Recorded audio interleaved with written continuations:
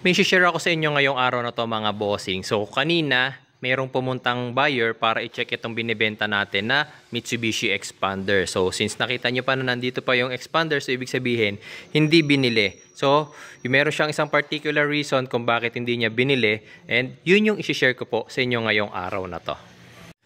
So bali syempre, gaya ng ibang mga buyers, ang unang-unang ginagawa, inspect yung interior, exterior, chinek lahat, tapos pinaandar yung sasakyan, and syempre tinest drive. Tapos syempre meron silang kasamang mechanic, which is inaalaw po natin yung pagsasama ng mechanic.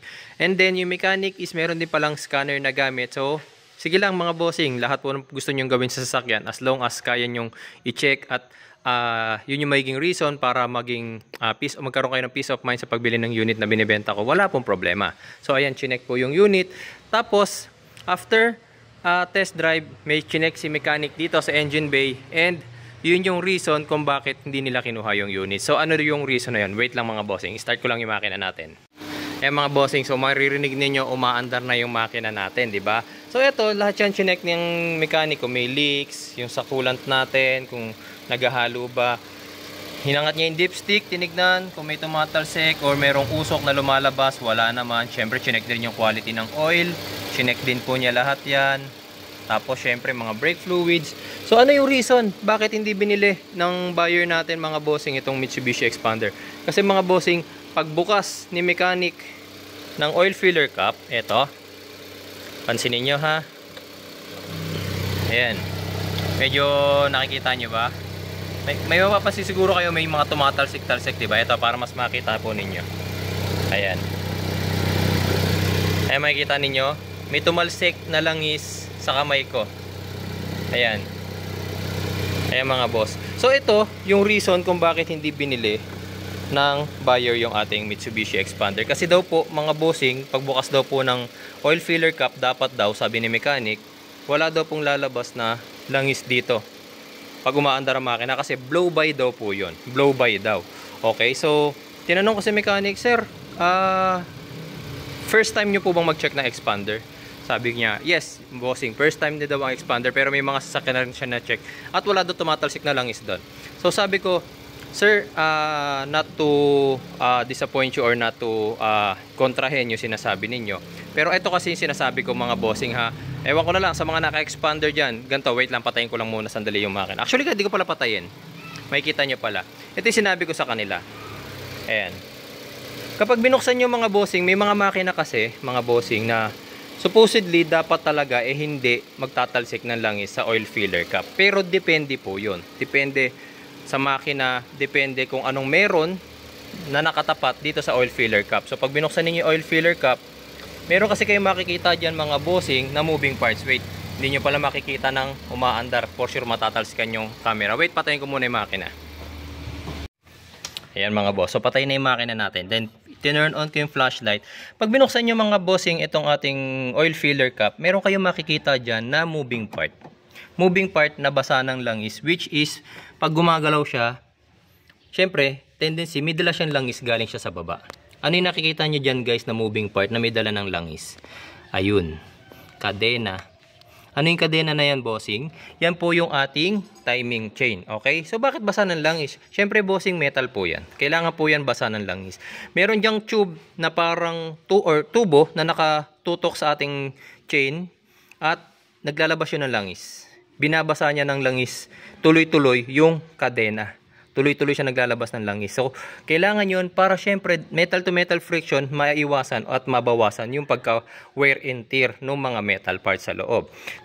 Sabi ko tuloy sa buyer tsaka sa mechanic, sir, actually pag wala pong langis na tumatalsik dyan, mas delikado po. Bakit? Ibig sabihin, unang-una, kulang na sa langis ang makina mo.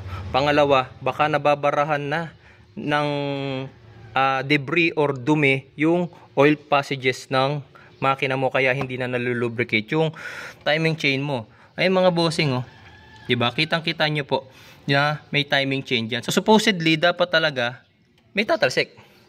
May mga ibang sasakyan kasi guys may cover. makikita nyo may black na cover yan. Pero hindi buo, medyo nakalabas pa rin yung chain. So habang umaakyat siya, may tendency pa rin siya na magtalsik na langis. Kaya nga ayan, medyo konti lang. Pero hindi naman yung ganun na pagbukas nyo naliligo na kayo ng langis. So basta meron po mga bossing na moving parts sa tapat ng oil filler cap ninyo, rocker arm man yan, camshaft man yan, or yung timing chain, basta nakatapat siya dito sa oil filler cap tas walang cover, may tendency talaga na magtalsik po yan ng langis. Para maniwala kayo mga bossing, eto meron pa kayo papakitang isang sasakyan sa inyo.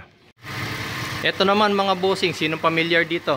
Makina ng Toyota Rush, makikita ninyo. Rear wheel drive yan. So regardless kung front wheel drive or rear wheel drive yan, so ganun din, kahit i-check nyo yung dipstick, wala kayong makikitang usok or tumatalsik dyan. Diba? Walang sign na naghahalo yung coolant tsaka langis. Kahit buksan nyo tong oil filler cap, wala kayong makikita dyan. Ayan, wala. Pero once natanggalin nyo yung takip, tignan nyo ha, once natanggalin yung takip, yun, nakikita nyo ba may nga nagtatalsikan? Ayan o. Ayan guys o. Oh, diba? Mas malakas pa nga yung talsik nitong sa Toyota Rush na to kumpara dun sa expander. Wait lang mga bossing, patayin ko rin tong Toyota Rush. Patayin lang natin.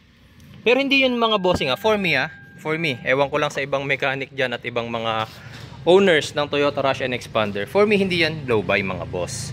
Kasi nga, same sa condition nung Mitsubishi Expander. Ayun guys mayroon din pong moving part na nandyan katapat nito. Ano po yung moving part? Timing chain po ulit mga boss.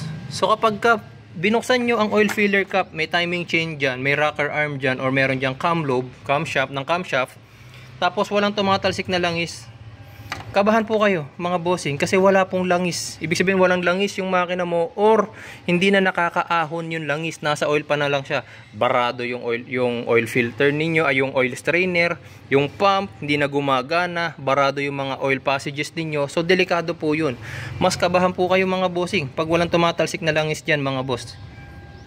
Okay po, so yun lang. Medyo actually sad kasi hindi nabenta yung car natin, pero at least naliwanagan po kayo. Actually, ito yung reason ko rin kung bakit gusto ko rin po na nagsishare sa inyo ng knowledge. Kasi syempre, baka po, halimbawa, sa susunod na mag-check po sila ulit na expander, makita nila na ganun ulit. Diba? So, kawawa rin yung buyer nun, imbis na mabebenta yung unit nang dahil lang sa maling diagnosis, hindi nabenta yung sasakyan. Okay? May share ako sa inyo ngayong araw na to mga bossing. So, kanina, mayroong pumuntang buyer para i-check itong binibenta natin na Mitsubishi Expander. So, since nakita nyo pa na nandito pa yung Expander, so ibig sabihin, hindi binili. So, meron siyang isang particular reason kung bakit hindi niya binili, and yun yung isi-share ko po sa inyo ngayong araw na to. So, bali syempre, gaya ng ibang mga buyers, ang unang-unang ginagawa, inspect yung interior, exterior, chinek lahat, tapos pinaandar yung sasakyan, and syempre tinest drive. Tapos syempre meron silang